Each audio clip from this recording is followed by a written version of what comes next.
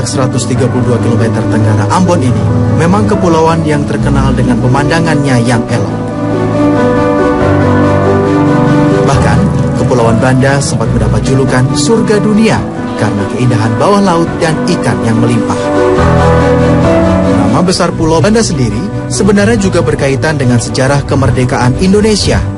Beberapa tokoh perjuangan pernah diasingkan ke Pulau Banda Neira, diantaranya Wakil Presiden pertama RI Bung Hatta, serta Perdana Menteri Republik Indonesia Sutan Syahrir. Dua nama besar itu bahkan diabadikan namanya menjadi identitas dua buah pulau di Kepulauan Banda.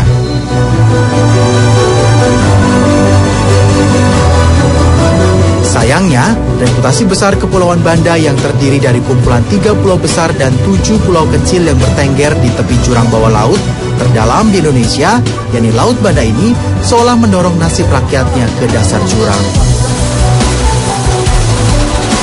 Meski hanya berjarak beberapa kilometer saja dari kota administratif Banda Neira dan dapat ditempuh selama 1 jam perjalanan dengan perahu motor, namun penduduk Pulau Syahrir seakan hidup terisolir.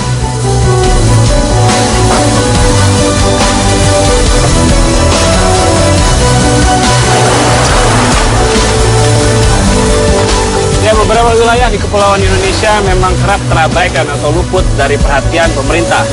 Padahal letak geografisnya berada dalam wilayah yang memiliki sumber daya alam yang bisa dikatakan cukup kaya.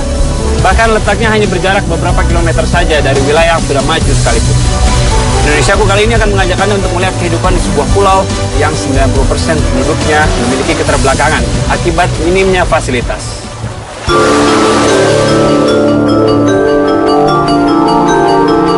Secara infrastruktur, kondisi Pulau Syahrir memang tidak terlalu buruk.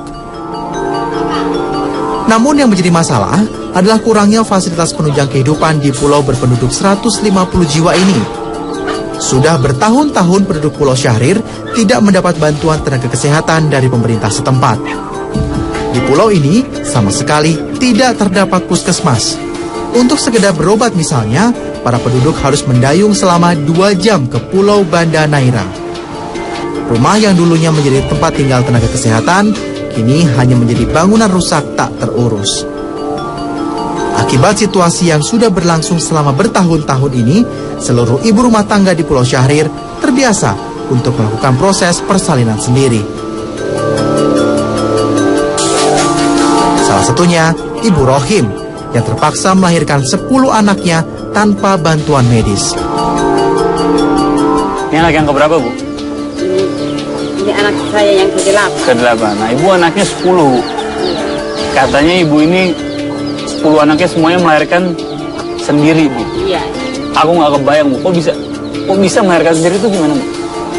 Ya, terpaksa harus melahirkan sendiri karena di sini memang tidak punya bidan desa, jauh dari dukun beranak. Nggak panggil bidan aja ke sini, kok sampai Ibu melahirkan sendiri itu 10-10-nya lagi, Bu. Mau panggil bidan ya, kalau terpaksa sudah waktunya mau melahirkan, terpaksa harus melahirkan sendiri. Tidak sempat. Iya, tidak sempat. Itu gimana? Dibantu sama warga apa benar-benar sendiri? Melahirkan sendiri kalau memangnya bermasalah ya, baru panggil sama tetangga saja.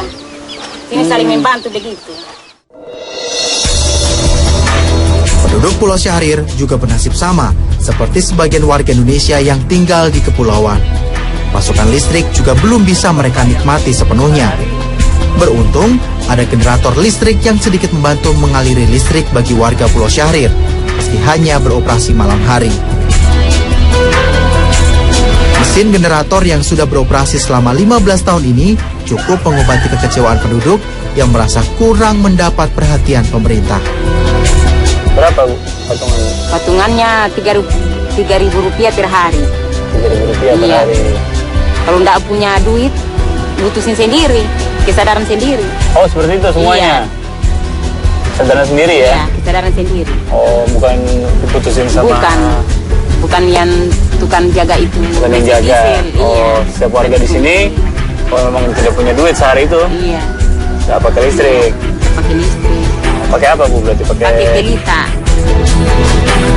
Adalah Pak Lani, orang yang dinilai cukup berjasa dalam teralirinya listrik bagi penduduk Pulau Syahrir. Jika mesin mengalami kerusakan, Pak Lani lah yang bertugas memperbaikinya. Ini sumbangan dari siapa? Pemerintah kah dulu, Pak?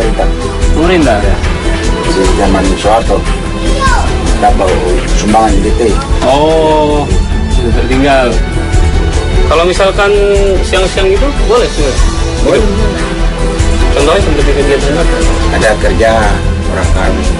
Oh, kegiatan. Dan ada orang kerja kayu sekarang. Oh, boleh lah. Kalau nggak dihemat lah. Jam 6 sampai jam 11. Sampai malam ya. Kalau malam pun boleh kah kalau ada yang butuh? Boleh. Boleh. Ya. Tapi untuk dia saja yang kerja yang malam. Yang lain Oh, yang lain mati. Yang butuh saja. tentu saja. Oh. Mari, Pak ya.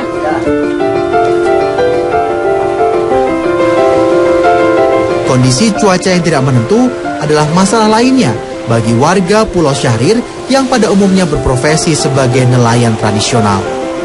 Hal itu belum lagi mengenai keterbatasan peralatan yang kerap membuat mereka tidak mendapatkan hasil yang maksimal dari melaut. Pak Lamisia salah satu contohnya. Akibat cuaca buruk dan ombak yang besar, sudah 2 bulan ini ia tidak mendapatkan ikan seekor pun. Maklum saja, dari seluruh nelayan di Pulau Syahrir, tidak satupun yang mempunyai perahu motor. Semuanya masih mengandalkan cara tradisional, yakni dengan menggunakan sampan dan kail pancing. Pak Lamisja, sudah 2 bulan tidak dapat ikan. Terus gimana ngasih makan keluarga sehari-hari? Ya kita ada makan kasbi. Kalau tidak dapat ikan kita bisa beli beras, kita macam kasbi. Beli berasnya pakai? Jadi kita kadang kita cari jual pala, kita beli beras. Tetap di paling dari pala, Iya. jual ke merah tetap. Baru kita beli beras. Nah, kalau tidak dapat ikan, kalau dapat ikan kita beli beras. Ada berapa keluarga yang harus Bapak kasih makan? 3 keluarga dengan mau mantu. Mertua, 3 keluarga. Tidak dapat diandalkannya hasil laut akibat keterbatasan alat dan tidak menentunya cuaca, membuat bertanam rempah menjadi penyambung hidup bagi masyarakat Pulau Syahrir. Seperti yang dialami oleh Imron, sehari-hari ia menghabiskan waktu berjam-jam di kebun cengkeh sebelum melaut. Hasil mengumpulkan cengkeh ini terkadang lebih besar dari pendapatannya sebagai nelayan. Meski hasil cengkehnya harus dibagi rata dengan sang pemilik kebun. Daun-daun, kuman, segala macam binatang ikut. Kalau buat masak nggak disaring dulu, Pak? Nggak disaring dulu. Langsung taruh tempat. Orang sini nggak ada yang suka sakit perut, Pak. Minum dari sini. Nggak ada.